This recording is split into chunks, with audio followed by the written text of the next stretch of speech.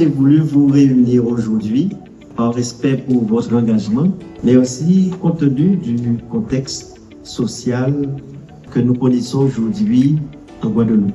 Ce qu'il faut surtout, c'est que nous puissions trouver, pas seulement les mots, mais trouver donc des actions, que nous soyons dans le concret.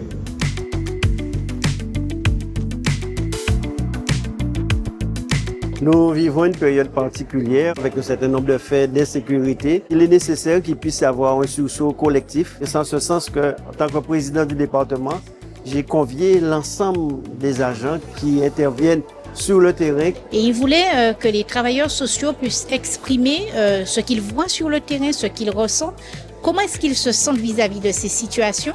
Déjà, comment ils réagissent en tant que citoyens, mais aussi comment ils réagissent en tant que personnel de la collectivité départementale. Donc aujourd'hui, nous avons eu plaisir à pouvoir amorcer un début d'échange avec le président pour lui faire remonter nos difficultés de terrain qui finalement nous empêchent d'accompagner les familles dans de bonnes conditions et de manière efficiente. Et nous sommes assez contentes, je crois qu'on peut le dire, de cette rencontre. Alors on espère effectivement que ça va continuer, que nous allons continuer dans cette réflexion pour pouvoir trouver vraiment des solutions, des partenariats, des conventions, des vraiment procédures qui soient au plus près et adaptées à la population que nous rencontrons au quotidien. Des pistes ont pu être énoncées, ont pu être répertoriées concernant le travail partenarial avec d'autres services que celui du département, concernant la connaissance des dispositifs par tous les agents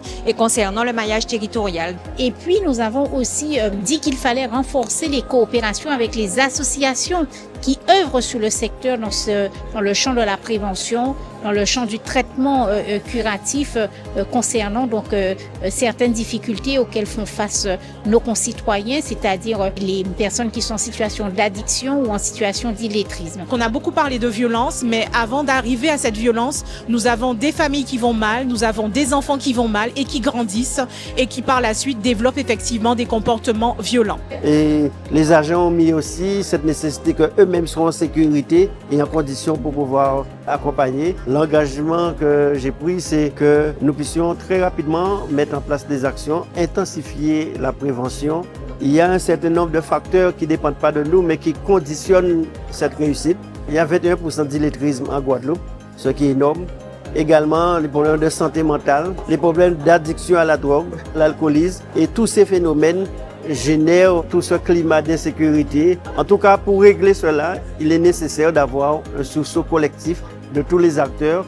Et nous sommes dans cette démarche, le département, pour, dans nos domaines de compétences, être le plus performant possible.